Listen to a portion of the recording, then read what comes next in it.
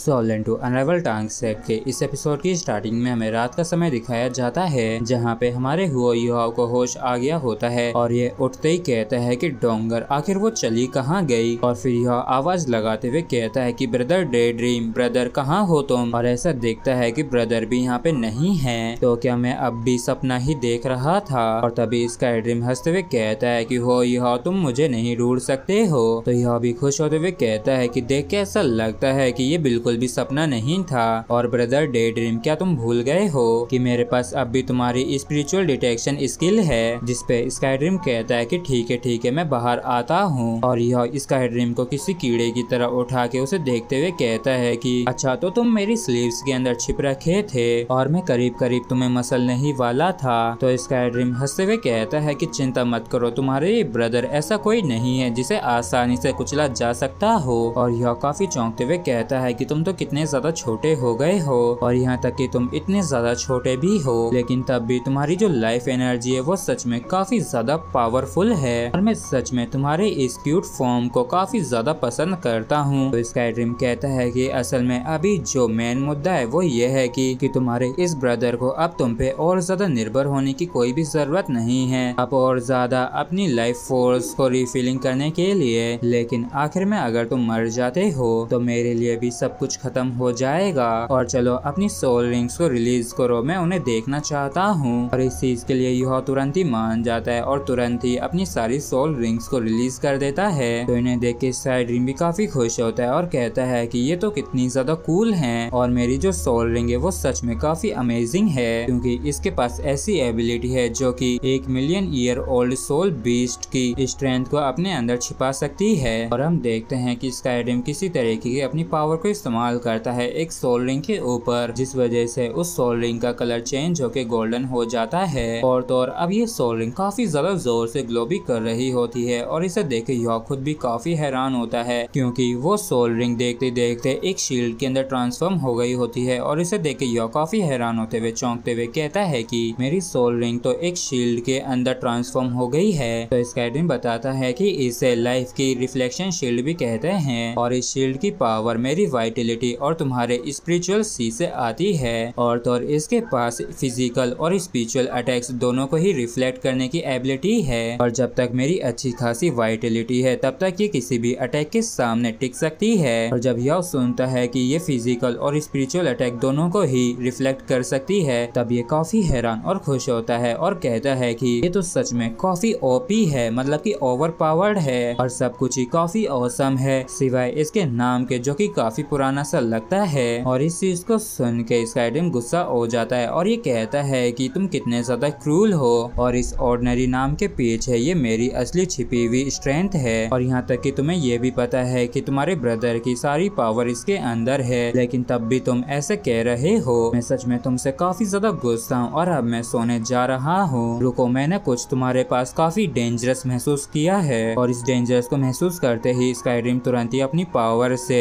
Yuhao की storage ring के ऊपर अटैक कर देता है, जो कि उसकी फिंगर पे थी। और उस स्टोरेज रिंग के अंदर से ये उस ऑब्जेक्ट को बाहर निकाल देता है, जिसके अंदर से ये डेंजरस ऑरा बाहर निकल रहा था। और स्काई ड्रीम इसे देखते हुए कहता है कि इसके अंदर कुछ काफी डेंजरस सील हो रखा है, और तुम्हारा ये ब्रदर तुम्हारे लिए इसे खोल के चेक करेगा। और इस बैग को देख के यह काफी चौंक जाता है और कहता है कि रुको, ये तो वही बैग है ना जिसे न्यू तियान अंकल ने मुझे दिया था जब मैं डोंगर के घर पे गया था। भाई लोग, अब जो ये कहानी मोड़ लेने वाली है ये सच में आप लोगों के दिलों को दहला के रख देगी, इसलिए वीडियो में आगे बढ़ने से पहले प्लीज जल्दी से चैनल को सब्सक्राइब और वीडियो को लाइक भी जरूर कर दें। और इस चैप्टर की स्टार्टिंग में हम देखते हैं कि युहा उस बैग को देख के मन में कहता है कि ब्रदर डे ड्रीम को भी ऐसा ही लग रहा है कि इसके अंदर कुछ काफी मिस्टीरियस छिपा हुआ है। और तो और ये यहाँ तक कि ये भी कह रहे हैं कि ये इसकी सील को खोल सकते हैं, लेकिन स्पिरिचुअल पावर के अमाउंट के हिसाब से क्या ऐसा होना भी संभव है। तो स्काई ड्रीम कहता है कि क्या तुम ये सोच रहे हो कि जिस हिसाब की तुम्हारे पास स्पिरिचुअल पावर है उतने अमाउंट में हम इसे नहीं खोल पाएंगे। और अगर तुम यही सोच रहे हो तो तुम पूरी तरीके से गलत हो, क्योंकि इसे ओपन करने के लिए तुम्हारी स्पिरिचुअल पावर के ऊपर कंट्रोल होना जरूरी है, ना कि ज्यादा मात्रा में स्पिरिचुअल पावर का होना। और तुम काफी केयरफुली देखना कि तुम्हारा ये ब्रदर कैसे इस सील को खोलता है। और फिर यह तुरंत ही मेडिटेट करने लगता है और इसकी बॉडी के अंदर से से इसकी स्पिरिचुअल पावर बाहर निकलती है, जिसे स्काई ड्रीम एब्जॉर्ब करने लगता है, वो भी काफी खतरनाक तरीके से।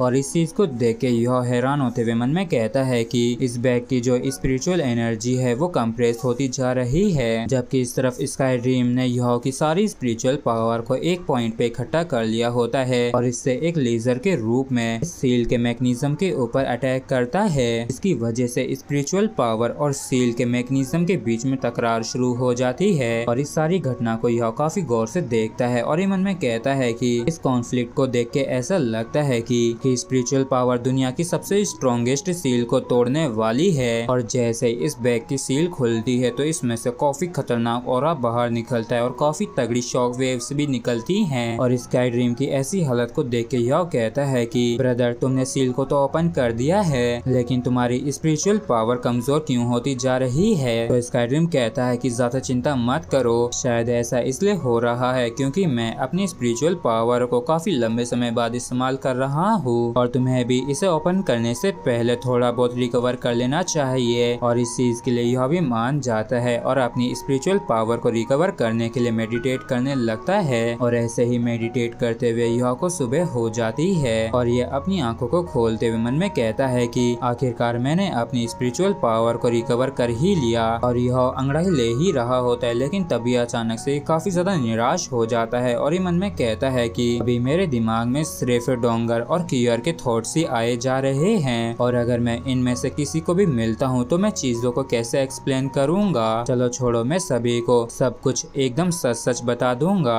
और एक मर्द को अपनी मुसीबतों का सामना सीना ठोक के करना चाहिए। और मैं डोंगर और कियर को दोनों को ही सारी चीजें एक्सप्लेन करूंगा और उन दोनों से ही माफी मांगूंगा, क्योंकि शायद मैं झूठ बोल के इस बार ही बच सकता हूँ, लेकिन वो झूठ ज्यादा लंबे समय तक नहीं टिकेगा और कभी ना तो कभी मेरे झूठ पे से पर्दा उठ ही जाएगा। और इसका कंक्लूजन ये है कि मैं ही इन दोनों का दोषी हूँ, ना कि ये दोनों हैं। लेकिन अगर तब भी डोंगर गुस्सा हो गए तो काफी बड़ी प्रॉब्लम खड़ी हो सकती है। और गलती से याओ का हाथ इस बैग पे टच हो जाता है, जिस वजह से इसका ध्यान इस बैग के ऊपर जाता है और इसे देखते हुए मन में कहता है कि ओ हाँ, मैं लगभग इस बैग को खोलने के बारे में तो भूल ही गया था। चलो इसे खोल के देखते हैं कि इसके अंदर क्या है, क्योंकि मैं ये जानने के लिए काफी लंबे समय से क्यूरियस था कि असल में इसके अंदर ऐसा भी क्या है। और याओ के इसके अंदर से एक पर्चा मिलता है, जिसे देख के यह चौंकते हुए कहता है कि रुको, ये तो नामुमकिन है, क्योंकि इस लेटर के अंदर अंकल न्यूतिया ने लिखा था कि हो याओ, अगर तुम अभी इस लेटर को पढ़ रहे हो तो मैं निश्चित रूप से कह सकता हूँ कि तुमने इसकी पावर को सरपास कर लिया होगा जितनी इसके लिए जरूरत है। और असल में मैं बार बार यही सोचता हूँ कि ये मैं जो तुम्हें बताने वाला हूँ तो क्या ये मेरी कोई गलती है या नहीं, लेकिन मुझे लगता है कि अब मेरे पास कोई और चॉइस भी नहीं है। और जब लास्ट टाइम डोंगर तुम्हें घर लेके आई थी तब मुझे रियलाइज हो गया था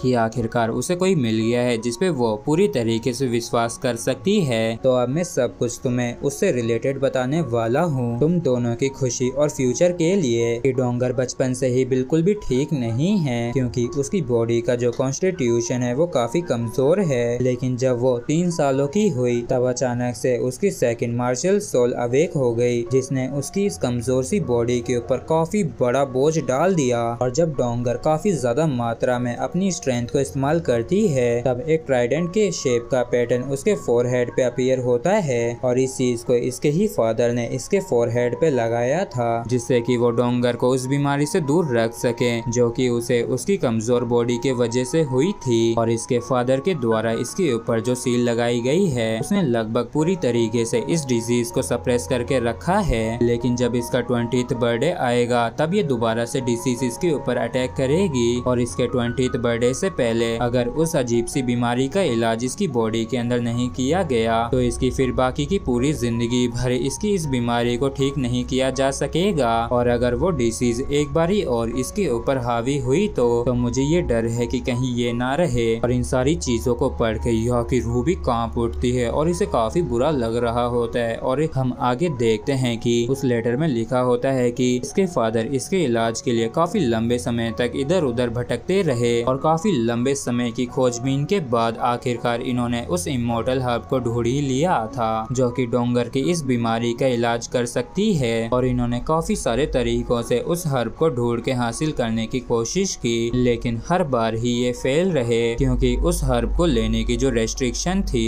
वो काफी अजीब और अनोखी थी, क्योंकि इसकी जो कंडीशन थी वो ये थी कि इस हर्ब को सिर्फ वही बंदा आके ले सकता है जो कि सिर्फ और सिर्फ डोंगर को ही बेइंतहा प्यार करता हो और यहाँ तक कि जरा सा भी किसी और के बारे में ना सोचता हो। और अगर तुमने इस हर्ब को किसी और तरीके से लेने की कोशिश की या फिर इसे फोर्सफुली लेने की कोशिश की तो ये हर्ब तुरंत ही जल जाएगी और किसी भी काम की नहीं रहेगी। और इस इमोर्टल हर्ब का जो नाम है जो कि डोंगर की डिसीज को क्योर कर सकती है, इसे हार्ट ईयरिंग फ्लावर के नाम से भी जाना जाता है। और डोंगर के अंकल के रूप में मेरी सिर्फ एक ही रिक्वेस्ट है कि तुम उस हर्ब को तोड़ के लेके आओ जिससे कि डोंगर को ट्रीट किया जा सके, और ये तुम दोनों के फ्यूचर और खुशी के लिए ही है। और जिस वजह से मैंने इस बैग के ऊपर सील लगाई थी वो ये थी कि मुझे डर था कि तुम्हारे पास स्ट्रेंथ नहीं होगी उस डेंजरस एनवायरनमेंट के अंदर टिकने की जिसके अंदर हर्ब है। और तो इसके अलावा एक और वजह है कि डोंगर को खुद को नहीं पता है कि उसे ऐसी अजीब सी बीमारी हो रखी है। और यह मैं तुमसे भीख मांगता हूँ कि तुम इस बारे में डोंगर को कुछ भी मत बताना जो मैंने तुम्हें अभी बताया है, और कम से कम तब तक तो नहीं जब तक कि तुम उस हर्ब को हासिल नहीं कर लेते हो। लेकिन अगर तुम किसी तरीके से उसे हासिल करने में फेल हो जाते हो